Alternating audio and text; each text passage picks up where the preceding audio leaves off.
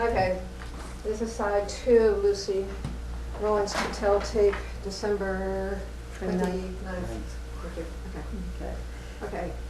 And we were talking about the railroad and uses, and then you just mentioned, just before we ran out of tape. Sorry about that. The circus that would come. Do you remember the circus coming to Hope Valley? And do you remember the circus performers? Could you describe that to us?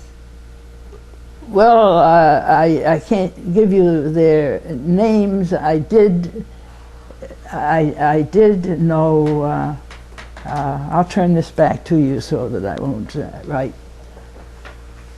As a little girl, I'll say little girl, almost every year the Barnum and Bailey Circus, of course, generally always came to Providence, if I remember, I may be right. And then if they had to continue, and many times they'd have to, with some of the animals, like elephants and the like, when they were going around to some other place, say in this state, or maybe up into Massachusetts or Connecticut or the road, they'd have become sick of having to go past it and have to go get the animals in on the trains and so forth, and then out. And they'd say, well, let us all go, we're going down into Stonington, and it's a good exercise for the animals, which it was. Right? And we started to have people coming. And also you will notice, I have there, that through this section in South County and the like, not just here, but as a nucleus, shall we say, you found that there were a lot of our Narragansett Indians who were very athletic and loved to do things. And you'll notice also, too, that with those Narragansett Indians, they would know there, and also they are quite light in shade or skin color. Now, this isn't a criticism or anything, but you had them teach the colonials sometimes what they did when they wanted to preserve corn that they've raised. And my dad learned how to grow their corn that they corn, because he was wise enough to know this is, coming from Illinois, and he eventually went up to some of the top men who were around here, and when he said here he had this land, out, and he said to them, he says, the corn you grow is practically white. That's not yellow corn like the others. That's white. And he says, is that what is your Indian corn? And because he'd list out. And they said, right. And then he says when he wanted to raise the corn and grind it in, that when you did cook it, it was so delicious and so forth there. And he said, and whomever he was talking to, it wasn't always one person. I mean, he could have a strolling conversation with him, and they said, how do you raise this corn? And how do you grow this corn? And they told him. There were a few things that I remember, and one thing was, he said, when you grow this corn, which you can, and he says the only thing is you may run into a few bones out there in that field, because when you're around and plowing with 2 horses and the other men are just themselves, and so he says when you go through there, you're scooping up a few things that they weren't, okay, right? and there. But he says, when you do and cook it right, it is delicious. And when you made a Johnny cake with that, it was delicious, believe me. I mean, right there. So the Indians told him, yes, you can do it out there in that field. The only thing is, your problem is going to be that when that corn is first growing, before it becomes fully grown, if that is close enough to any of the yellow corn or that other stuff that you can, I don't know whether he said stuffing up, but forgive me, right? But it says, if it's near, what it will do, that will absorb the where they're trying to grow it, and the wind takes the seed, I'll call, right. And if it does that, you've lost the white. It's taken over. So here you have Richmond golf course that's out there now, and here is my father working on that or so. But I can remember him and my mother, when he would plant that corn in the spring, he'd be driving all around the backwoods and is anybody growing yellow corn around here, right? And there, and but it was delicious. Did he use that white corn in his mixtures? Oh yes, well? yes. And then he had, they had, in making corn for Johnny cakes, there's just something, and then they had where they used the stone griddles, right? And there, and where the fairgrounds are now in Richmond and so forth, they had a lot there. And what would happen in the summertime, the Indians would come up from Shannock, because Chinooki was meant squirrels for the English language.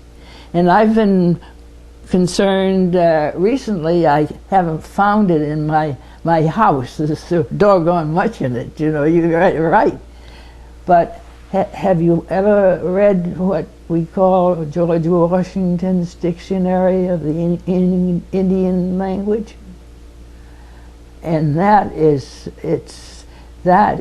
I didn't make this the head, but George Washington, they just loved him during the Revolution and all of that, when people were getting out of the Providence area because they were afraid they're going to be killed, right?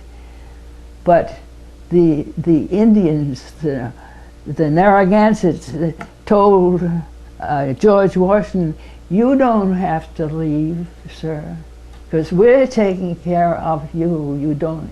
And they made. But he made, I mean, it's in, I used to be able, I had it in the house, but God knows where that is now. But they used to be able to get it in the North Kingstown Library. Now, I'm not saying the other, but they had, right, and I had, because it's like a chapter, it'll have a chapter on one subject and the other, and when he gives the different names, and George Washington was an educated man, as you probably know, I mean, but he was, but that, and I loved that book, and I haven't seen, yeah.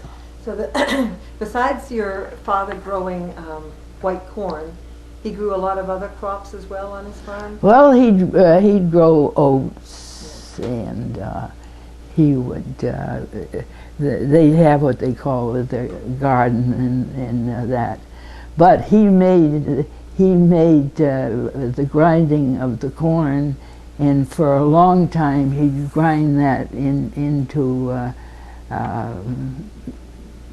so it could be made.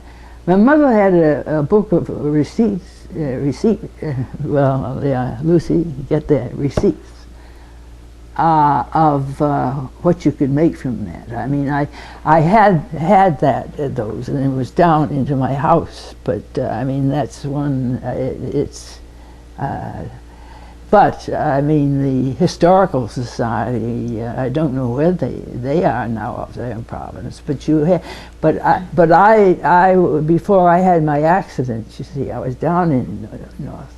But North Kingstown, the library down there, and they have the special room downstairs. We can have all there. Also, you have a chance so you can photocopy what you want. And there, and then the room on the outside, which has books that are on with all of that. Did you ever visit the granary? Did you work or help out in the granary? Did your brother? There for a while, he ran his that there in the building that was near the water up there in Wyoming, right? And oh yes, they have. And then they go around, but it was, but that Indian, right? Yeah, I see these, right? Sorry. Do you ever narrate Tarzan Brown? Well, he was a great athlete, and if the Olympics, yes, right, yes, I remember that. He could be pretty talented, shall we say. Yeah. He didn't go, I don't think he took any courses over at Rhode Island, but when my husband was active or not, my husband never refused anybody that wanted some help, wherever they came from, if they came to him in the field, you know. And Tarzan was a great runner. I mean, he was running with the races there, and he had skill with that. And he went over to the Olympics when they were in Germany before the war broke out. But right, the only thing that Toot could do was a guy like that, where he would come and then. He would explain, and he you know, there, and they'd follow him because he had this with the talent. He had one guy that was down, lived on 138 over 38 there. He wasn't an Indian, but he was a good talent, and at the moment I can't remember his name, but he took the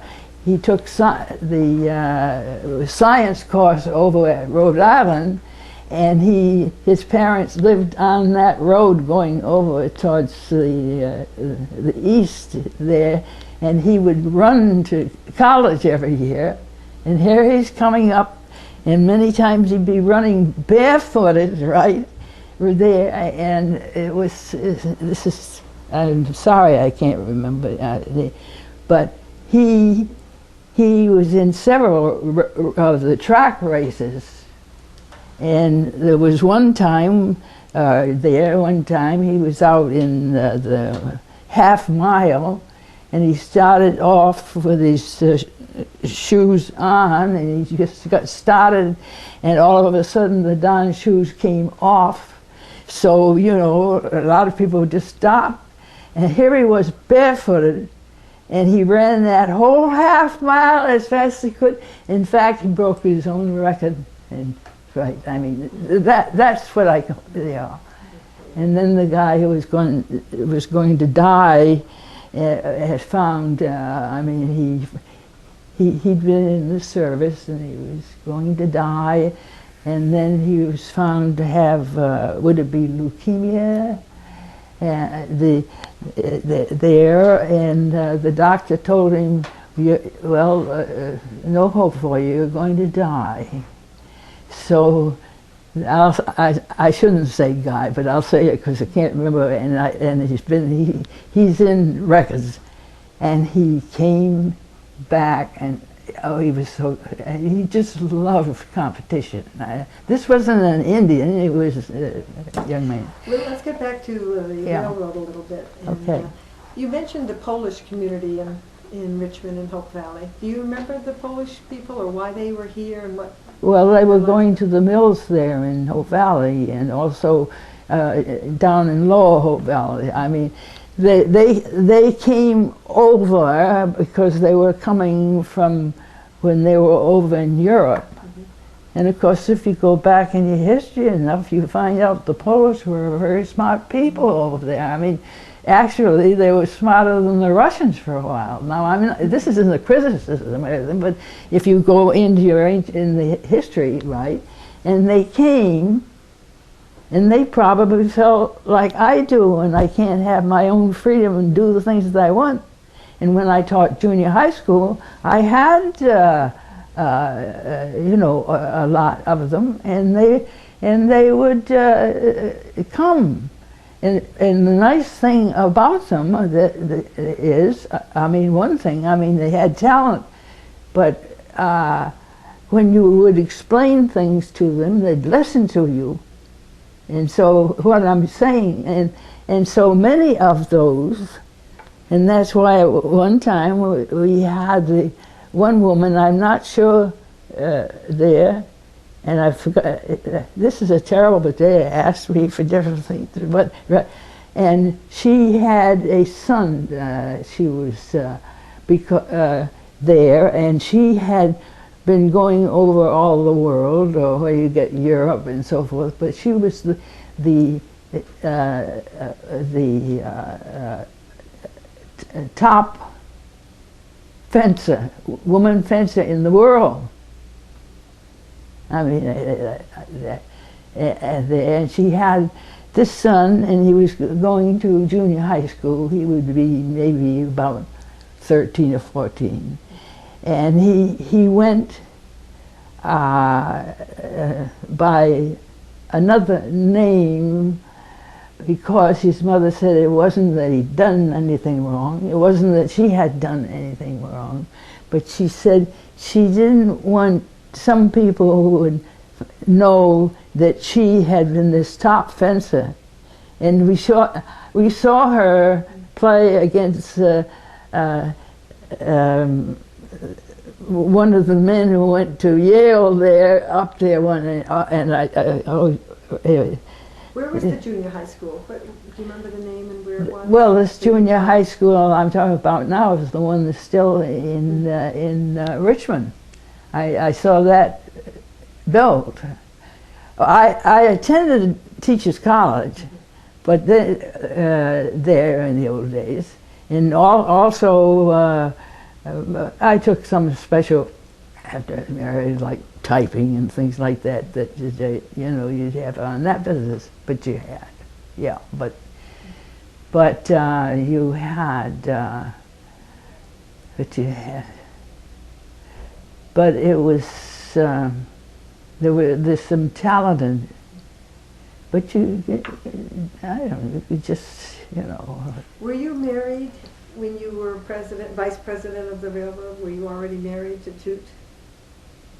Yes. Well, this was really because I was more or less helping my parents out. I mean, right, didn't have, and my parents once wanted someone that they could trust. But it wasn't too bad. After all, I had a pass to go on any railroad in the United States when I was there. Did you? Yeah. Well, right. Yeah. Well, see, we traveled a lot when we were going to meets. I mean, it's like with the track teams and all that. We went to the West Coast, right? And you go, and one time I had to go through Montana and over to get over to the coast to go down there, and that's the first place, I don't know if it's the last, that I ever drove through a state where the speed you were allowed was 80 miles an hour. You don't find that in Rhode Island too much. Not at all. But it's interesting, your interest in women suffrage and oh, yeah. involvement with the railroad. Yes. And as a teacher. Women's and rights. how this comes together. Yeah. That you were Yeah. very involved with the railroad then. But yes, I mean, I didn't go and change a tire on it, but sometimes you come with that. And that's why I get on to Wood River Junction if I happen to be, or I'm out there, you come along and this big, the engine's going through and suddenly you say, "Hi, Lucy," here, and here's the guy driving that train, and everything. And they really were very nice to me, to be honest. They were getting a big kick out of it. You must have gone to meetings where you were the only woman. Yes, I did. I went to one down in here I stay, but I can't. The Austin, Texas, is it? All right. They had a big meeting of short line drivers of engines, and they even had some of those in California.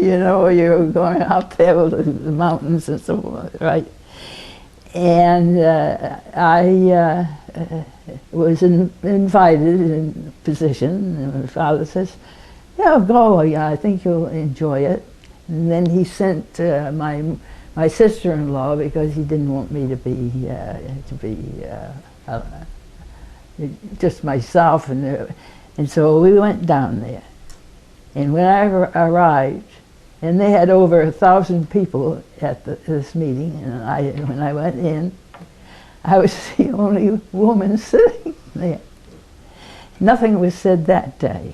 And the next day at the meeting, when I came, the man who was presiding says, "Before we begin our business, I want to introduce to you all the only woman who's ever been even a vice president," he says, "of a short line railroad. So here you are, and in with these 60-mile trains that come in like in California and going over the mountain, and everything they had." And so they got a big kick out of it. They were really awfully nice, it was really something, because there were others who come. Whoever it was on the short line there from Narragansett and going up to Kingston, and there, and you'd have in there. Yeah, it was fun, really. I mean, at least it really was, and you'd find all this. Do you remember when the granary burned down, and what was your father's reaction? Yeah, well, it burned more than once, because because the freight car would be up to the back of the building. I mean, you've had, and then first they would have to take it all out and take it up several stories and put it in something like the chute. And because you see, he grained it himself. He had the grain machinery, and it happened. I can't tell you just the date. There probably in these books, maybe, I don't know, or there would be, but I can't tell you today anyway when it had, but they had. And it was, but there was quite a bit, and also after that was grained, it was ground and grained, and then it was put in these big stoops, big containers, and when you wanted to mix it, there was something in the machinery where they reach down, bring that up, and then put it down into a chute where it's going to be mixed in right, and that was with the wood. But you see, Dad had that knowledge picked up from where he'd been way out there, and because Illinois was in the prairie land. I mean, they. But his grain here in Rhode Island became quite famous, didn't it? Well, because he he knew what to put together. I mean, right, and all of that. And so Because we talked he to Saul. he sold some grain up here to this building when it was a house. I mean, it would be like several bags or something there, because they had quite a bit of money evidently, and also they liked to ride. I don't know whether the woman rode side saddle or not, but they would. You just have this. You know. We talked to Saul Sela, and he said his father. Oh, I know Saul very well. He said his father always Yes. loved the grain and would only buy Yes. He was very, very smart in school too. I had him. Yes, he was. They were. Wasn't his father in vaudeville? Yeah. Yes. No. Yes, you had. But he was. He was there. He was with. Do you know why? Do you know why so many people in the acting profession or vaudeville came to Hope Valley? Why would they end up in Hope Valley in Richmond? Because Barnum and Bailey was one that came, and then they started putting on their performance down here, up over in Wyoming, whereas now it's all built up. But they loved it here. Also, they could go into the fresh water here, on there. And they just did, and that's why many came back. And that's like this woman that was the fencing champion, and then she changed her, her own name too. I think it was Lawton. There are Lawtons that, I don't know whether Lawtons ever appear any place you are now, and you have. But it makes Hope Valley rather different from other. It had the mills, but it also had this other culture. Oh, that's right. Well, that's right, and then they had lots of with that. And they also, for some reason, had smart children. And they had enough different choices of like religions, though, that you could almost be anything that you wanted. The man who's not living now, who was if you felt you should go to church, but you weren't quite sure what, or whether what they wanted to go to wasn't there, but they'd go to the Baptist church over there, and there's still a Baptist church over there, but it would be the Baptist church, and and they would say, as long as you go to church, but there, and you had, the only thing is, I heard somebody say, they weren't sure whether they wanted to keep going to the Baptist church because their mother told them that they had to be baptized. And I said, yes, I saw you were all dressed up in white and so forth. And he says, yeah, he says, I'm not sure I like to be put under that water there, over that stream going in, right, and so forth. And that was, so you have. But that, again, in my opinion, was another nice thing, because you really get to know these people.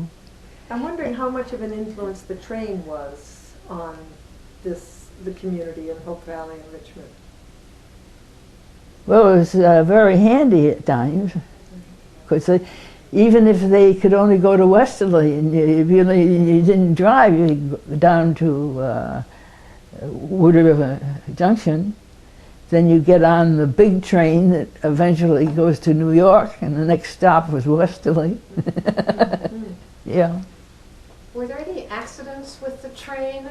I remember, was it Phyllis Gladys Green? Well, there was one recorded or so that they didn't have too much there. You're getting sleepy. Yeah, right, I've got to take that. There, and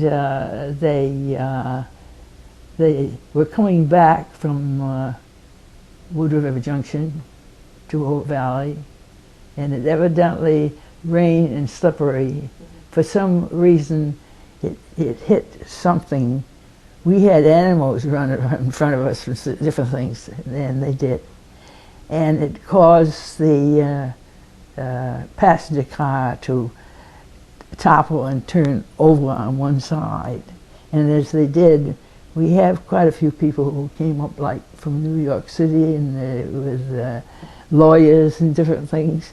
Here we'd be out there in the country with those hats, they right? And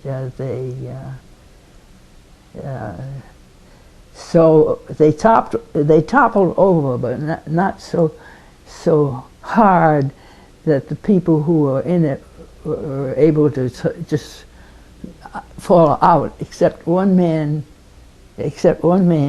He could get out, but when he got out, he was wearing one of those hats, and the hat toppled and out, and the car, passenger car, fell on it, so it was just smashed.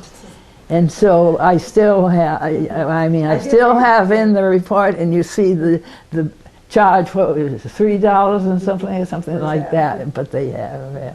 Well, we were wondering because Gladys Green Card remembers on her first day taking the train to East Greenwich Academy that there was a dead man on the front of the train. Yeah. But nobody else has ever mentioned it, and we couldn't find anything in the newspapers about that. Do you know what train it was on? She said it would be, she went to Wood River Junction and got on the train to go to East Greenwich. And the dead body was on the front of the train. On the front of the train, yeah. Like they'd hit it or something. In case there was one accident that happened, and it was recorded, where the water was high because from the rain and the different things. So I can't really answer. Okay. Yeah.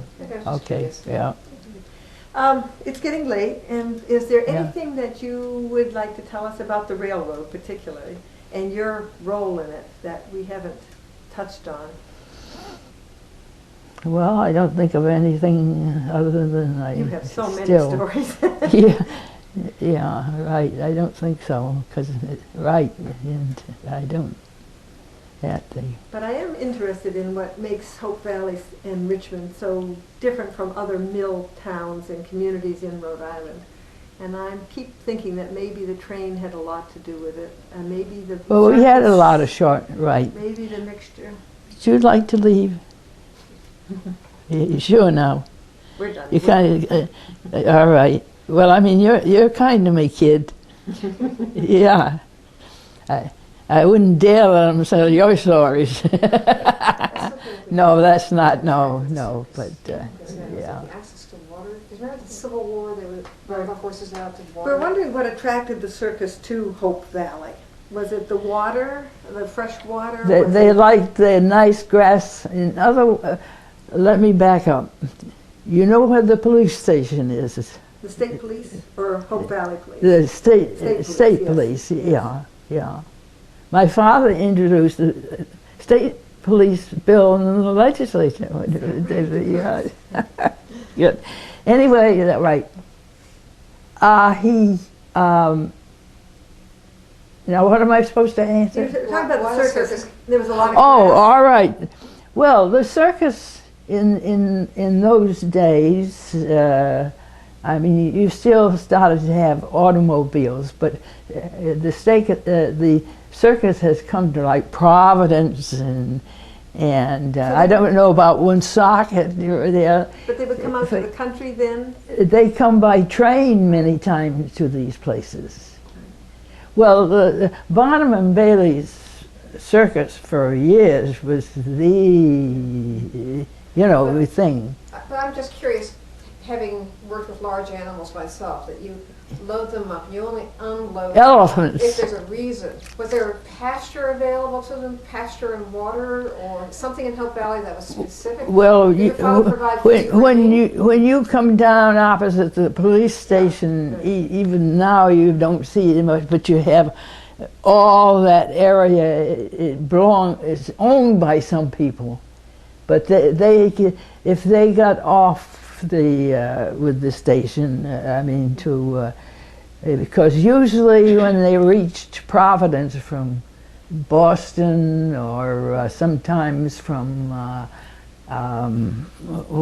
what's the where's Springfield? That is as you go, but through that western area, everything more or less comes this way. And many times with having the animals, they rather have them come into the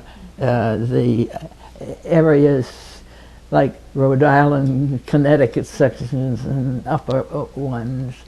And it would give the animals a chance to graze in some of the fields that are out here and to rest. And after all, where Route 95 goes now, you'll find there'll be lots of the areas on either sides where they, well, I was east of this or I was west of that, and and 95 goes all the way up from there, and it's building up though. I mean, it's building up. I can remember when I thought, oh, if I ever get through these tunnels in Pennsylvania, you know, I mean, I never had a problem with them, but it's a different feeling. Well, when the circus came, how long would they stay? Was it a day or two? Well, they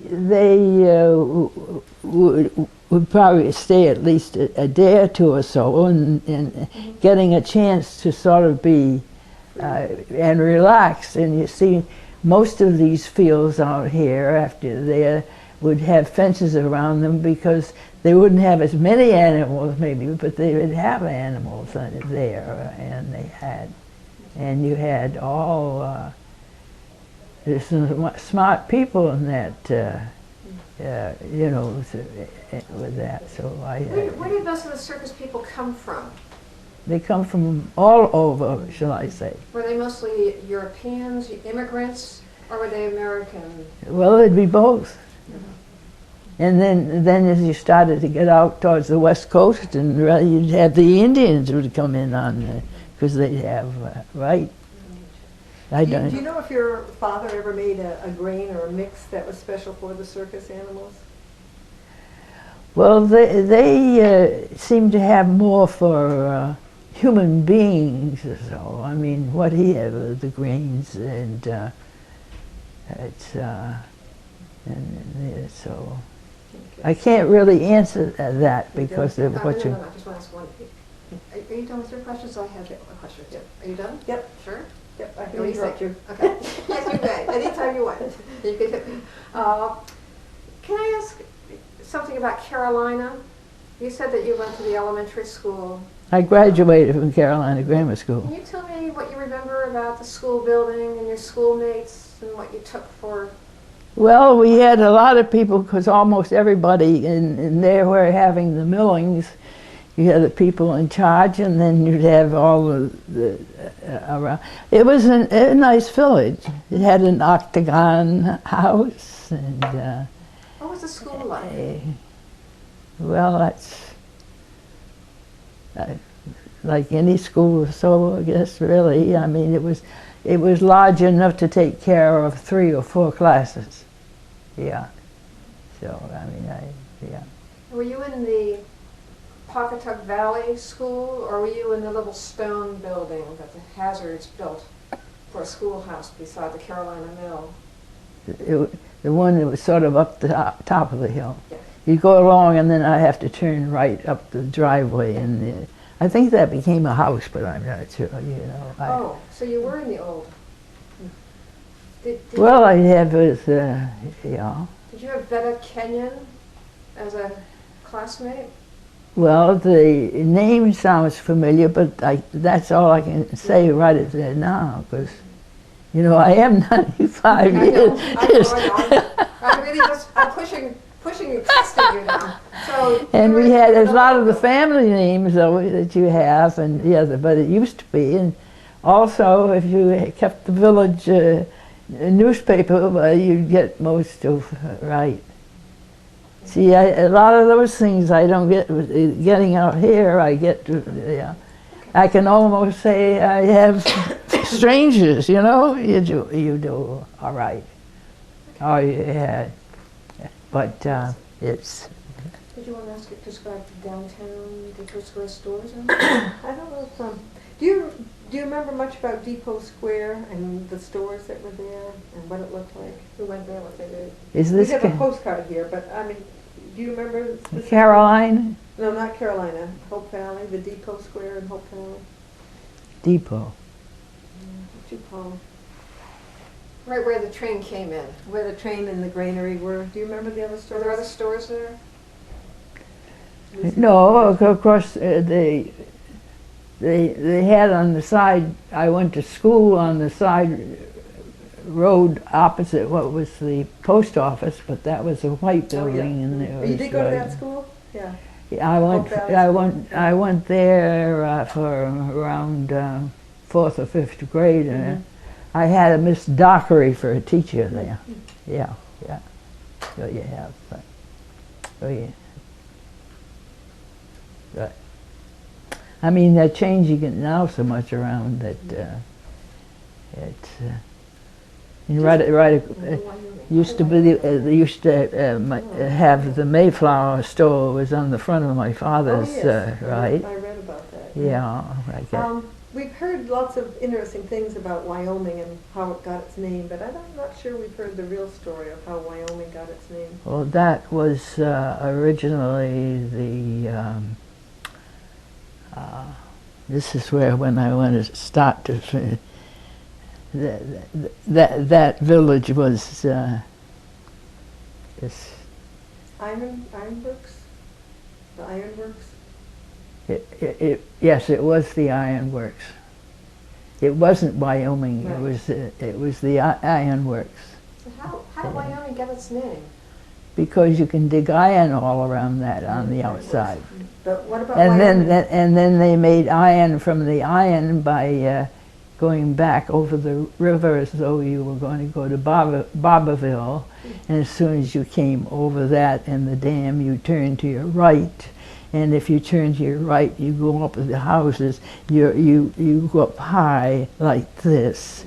Then you would turn, and at that time, across the river, they did build a bridge across enough so you could take whatever you had this on the other side, and then with that side, it would come down into an iron making affair. I mean, I saw one, and then you'd pour it into this chute like any iron. I mean, I visited one in Massachusetts once to show you how, but then that iron is with heat is melted. They melt it. Then down at the bottom where something would be allowed to come out at time, they would open that up, and then this melted iron would go down like if this were flat surface and go into some sort of a rut. Well, I shouldn't say rut, but I guess mold. Yes, and I put it down there, and then that was hardened into long bars, and then sold. Did And they make the railroad ties there? Were those the Well, they did. not the ties. They the rails? used wooden ties No, when but the rails, would they have been made there? What they did, as I remember, and what they did was when we were running the railroad, there'd be men who would go out in the woods and cut the wooden log ties, and then they would ship them on the freight of the train to wherever they wanted to go. I was just wondering if in ironworks they made the iron rail. They made bars of iron. I'll call it bars because you have to go up. It came down, and then those bars would be sold wherever they wanted them. And then when they were going to use, because in those days sometimes you'd have to melt the iron and then harden. But it was there, and it was, and that's where what's the roadway there that they almost everything right. but that they had, and you could see it in the older houses that were built. When my parents bought the house, the first one that after Richmond was sold as a unit and was still there when my folks went, and so that was, yeah, that's a long time ago. Was there something special about the iron in the house, or it was just a house that was built? Was it connected to the iron making? Well, the wooden one was wood. I mean, it was, yeah, that was wood. But the village of Wyoming was, it was a professional. You can still dig iron there now if you go back, but you have to get back from Route 95 to see. But it is there when people go down into the woods and around, because where the brook causes wet weather, some places where the old houses have been, and then you see, yeah, but there's a lot of, right. But we still don't know why Wyoming has. Yeah. Wyoming. Yeah. Okay. Cool.